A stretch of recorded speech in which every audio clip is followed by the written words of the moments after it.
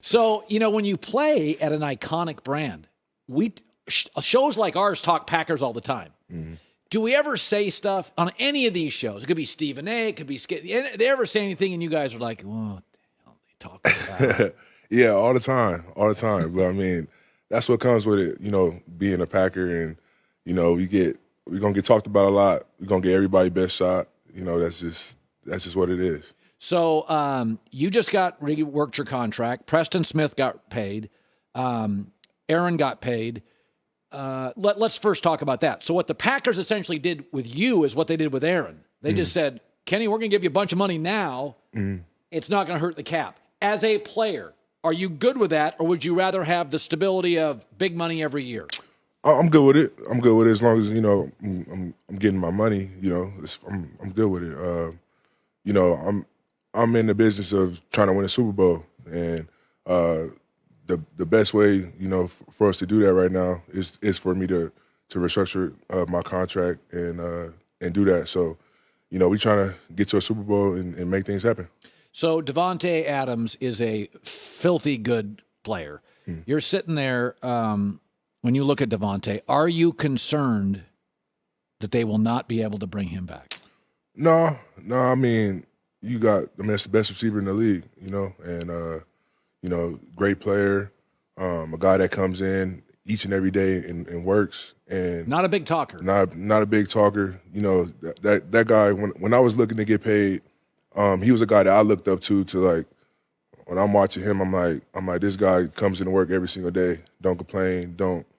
He's here to work, and he practices every practice.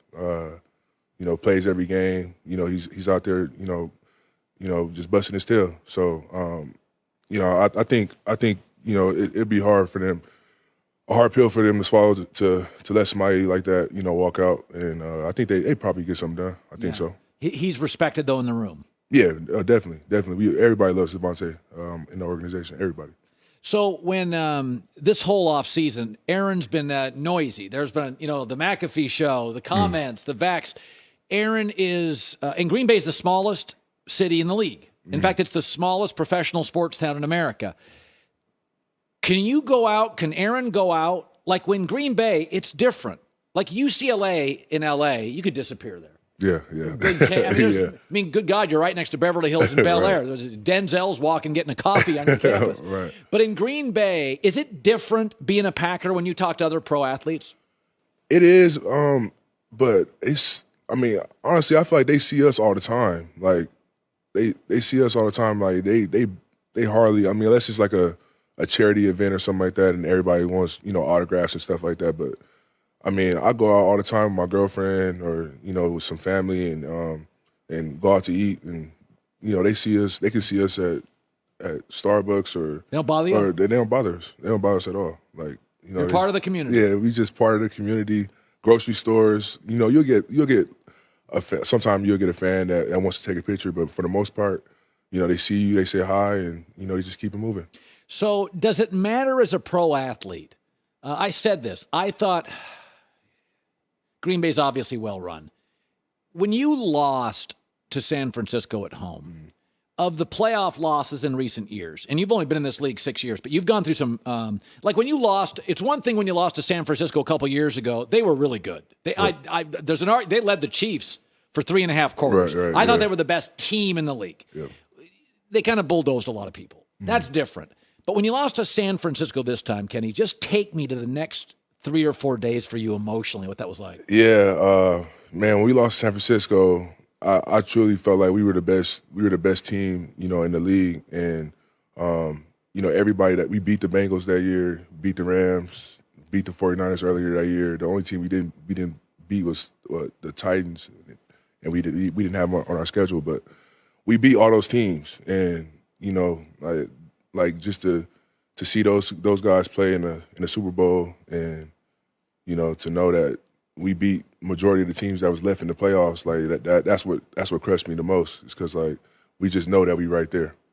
Okay, let's talk about the Rams. You did beat the Rams actually pretty handily. Were you surprised the Rams won the Super Bowl?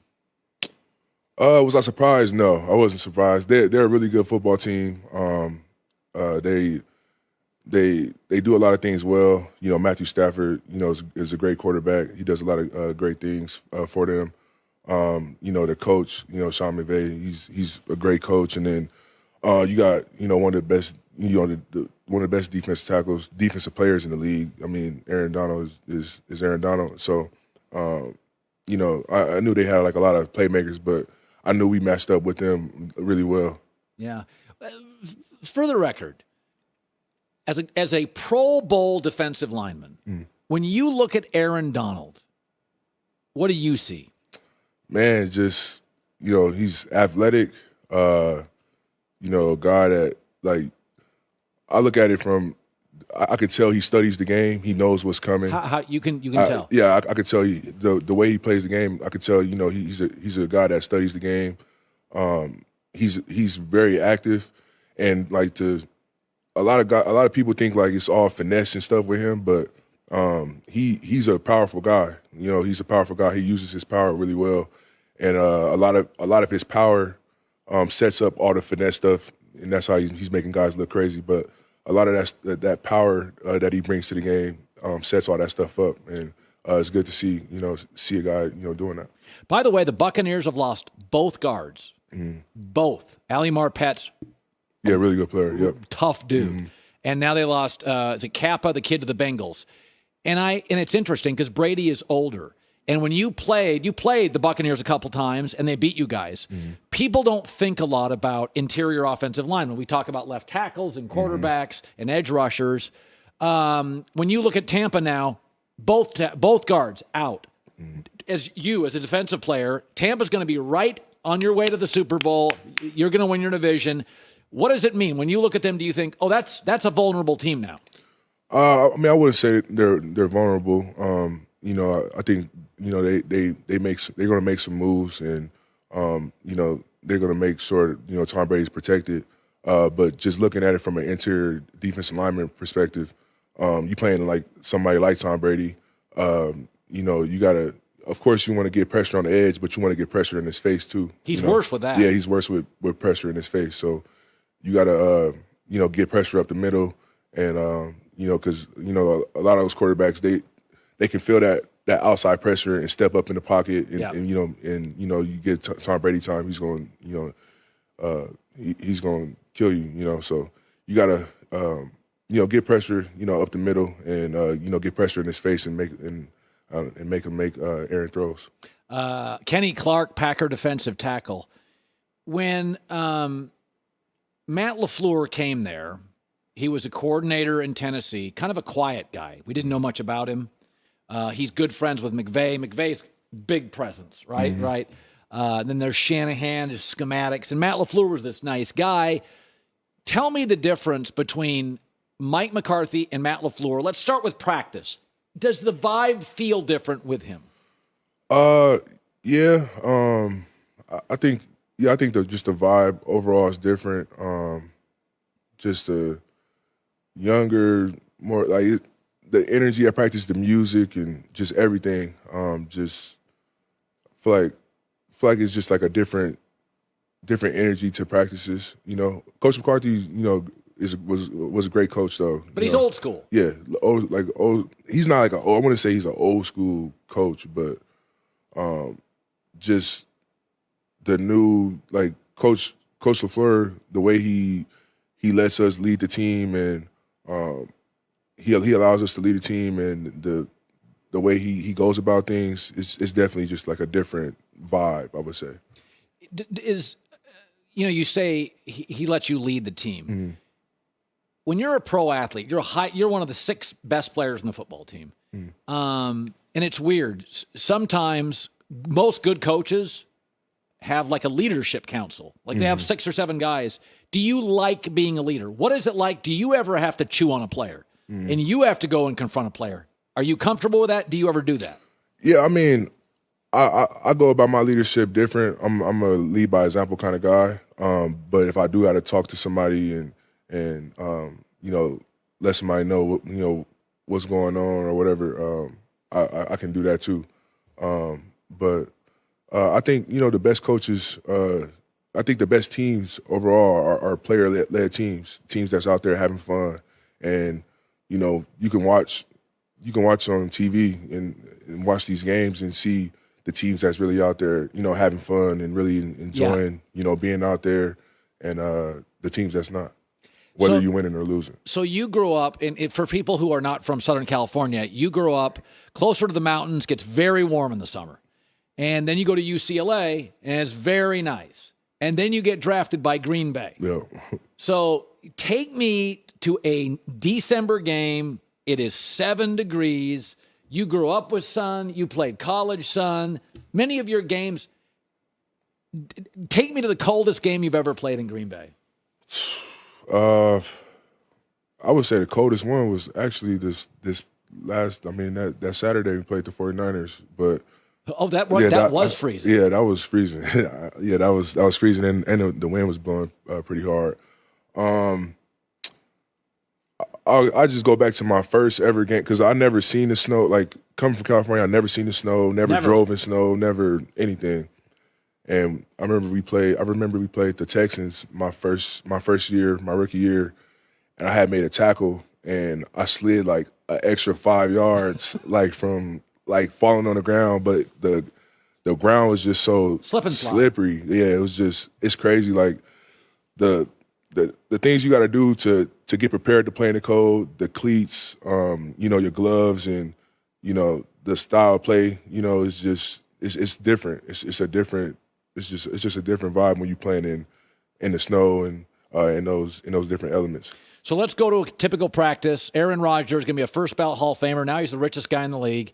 And you're at practice, your typical practice. Is he a trash talker? Is he? Oh yeah. He's out there. I mean, he throws a touchdown on us. He looking at the sideline, going crazy and talking mess to us all day. He is. Yeah, for sure. Taunting Kenny Clark. for sure. 100%. Do you like that? Yeah, love it. Yeah, it's all competition. You practicing against the best, every single day, and we get the best looks from the best quarterback, and it's only gonna make us better. I love that. I like a little trash talk. Are you a trash talker? You're not a big. Nah, not crazy. Give me an offensive lineman that talks trash. Does Ryan Jensen of Tampa talk trash? Does Brian Allen of Rams talk trash? Ryan Jensen talk a little trash, yeah. Yeah, he looks like he'd be a handful. He talk a little trash. What is trash talking for a center? Hey, I'm going to bench you. What do you guys say? It's quick. It's quick. It's a lot of cussing and all that involved, really? But it's quick. As big guys, we get into it real quick and get back. We gotta hit again in the next 10 seconds. Like, you know what I'm saying? So you're not like a receiver that can talk trash and go hide on the outside. Yeah, you can't be a receiver and just be out there just going back and, you might not see him the next 7 plays. You getting right back to it. So, Kenny, when you two-time Pro Bowler, Kenny Clark, a UCLA guy, when you guys make more money than ever, you just got a bunch of money, you probably got your house paid off, a second house, cars, blah, blah, blah. A lot of guys, Tony Gonzalez, the great tight end, used to say, a lot of guys love football, but a lot of guys just like what football does for them. They don't want to hit forever. Are you a guy that wakes up in the offseason and thinks football? Like, will you be a long time? You played 6 years. You play a tough position, beat your shoulders up, beat your hands up, hips. You guys have surgeries, a lot more than a corner. Do you see yourself as Packers life, 12, 15 years? Or, and I got no problem with this, hey, man, I play a rough position. This sport can be punitive if you play it 15 years. Do you see yourself like finished contract, got my money, I'm out? How do you view it? Yeah, I mean, I see myself playing for a very long time. I don't know what else I'd be doing right at this moment without football. So, I'm gonna keep playing this game. Golf? No, I don't golf. I ain't into golf yet. Frisbee? Nah, I ain't into none of that stuff. That's what I always tell my wife. I can't play Wordle all day. I can't. What? I'm not gonna play backgammon. What do you do? Yeah, it's the best time of your life. Yeah, I mean, I just get up and work out. Spend time with my daughter. She's 10 months, so got a baby girl that I take care of, and I'm about football, about just trying to get better. Great meeting you. You could have chosen USC. But I understand UCLA's got to get something. Yeah. Totally understand. And they got a program too. Great meeting you. Good luck to you. Congrats on the new contract. Oh yeah, thank you. Hi everybody. Thanks for watching. Subscribe here to get the latest from the show. Also, be sure to check out more of the best clips from The Herd or go watch a few segments from other shows on FS1.